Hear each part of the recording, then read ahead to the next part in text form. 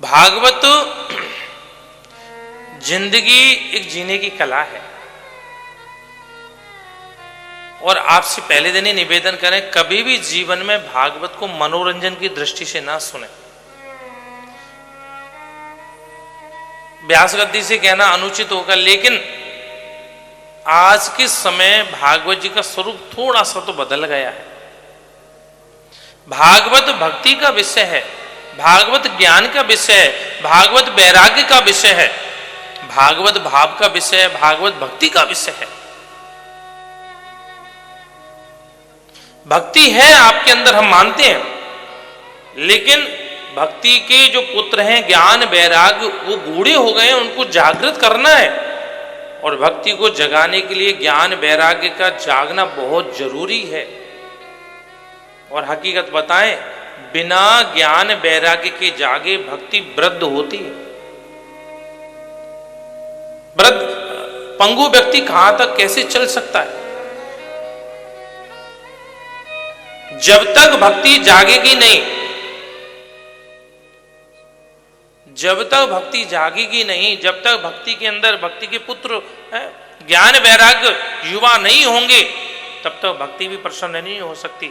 माँ जब ही प्रसन्न होती है जब उसके बालक उसके सुरक्षित रहें, सुंदर रहें, स्वस्थ रहें। जिस माँ के बालक ही स्वस्थ नहीं है, जिस माँ के बालक ही प्रसन्न नहीं है, जिस माँ के बालक ही आनंद में नहीं है, वो माँ प्रसन्न कैसे रह सकती है? आज के समय हम लोग भक्ति तो करते हैं, कीर्तन भी करेंगे, धाम भी जाएंगे, लेकिन ज्ञान और वैराग्य से हम लोग कोसों दूर हो गए। कई लोग कहते हैं महाराज जी हमें ज्ञान वैराग्य क्यों नहीं मतलब है? आपको हर चीज से मतलब है, हर चीज से, तो ज्ञान वैराग्य से मतलब क्यों नहीं है? वो अवस्था बड़ी दूर की होती है, ज्ञान बजाए डुगडुगी प्रेम बजाए और ढोल। उस अवस्था को अभी नहीं देखो। आज के समय एक साधारण बात देखने को मिलती है, जैसे सीधाम वृंदावन में छोटे छोटे बच्चे पढ़ने आते हैं, तो वो कहते हैं हमें कथा अभ्यास होना महाराज जी की तरह। अरे पहले महाराज जी की तरह वृंदावन में 30 साल तो रहो, 30 साल वृंदावन में गुरु सेवा करो, वृंदावन में संतों की सेवा करो, भागवत जी का अध्ययन करो। अभी आए 6 महीने हुए नहीं महाराज जी ऐसा बनना है। हम विश्वास दिलाते हैं वृंदावन में रहकर संत सेवा करके, गुरु सेवा करके, भागवत जी का अध्ययन करके जिस समय हमारी अवस्था पे जाओगे, हम तो क्या है, हमसे 4 गुना आगे जाओगे। लेकिन लगन होनी चाहिए। हम लोग संतों को देखते हैं, हमको ऐसे अमुक संत बनना है, उनकी अवस्था 40 साल, उनकी अवस्था 80 साल की है, बचपन से भजन किया है, जब जाकर के वो तेज, वो आभा, वो प्रभा, वो अवस्था ज्ञान वैराग्य से परे हो जाती है। लेकिन हमको ज्ञान की जरूरत है, हमको वैराग्य की जरूरत है।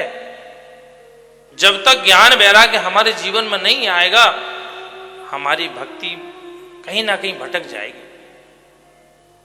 इसलिए भक्ति में ज्ञान वैराग्य का होना बहुत जरूरी है। तो महात्मा की कथा जो आती है वो ज्ञान वैराग्य की कथा आती है। महात्म्य की कथा हमको जागृत करती है, महात्म्य की कथा हमको भगवान से जोड़ती है, महात्म्य की कथा एक जीव को परमात्मा से जोड़ती है, और महात्म्य की कथा भक्त को भगवान से जोड़ती है। प्रेम से बोलो राधे राधे। ये महात्म्य है, धुंधकारी वाली बात नहीं कह रहे। लोगों के दिमाग में केवल एक ही बात गूंज गई है कि महात्मा केवल धुंधकारी की कथा है। धुंधकारी की कथा नहीं है। जो 7 बांस की ग्रंथियों का भेदन हुआ,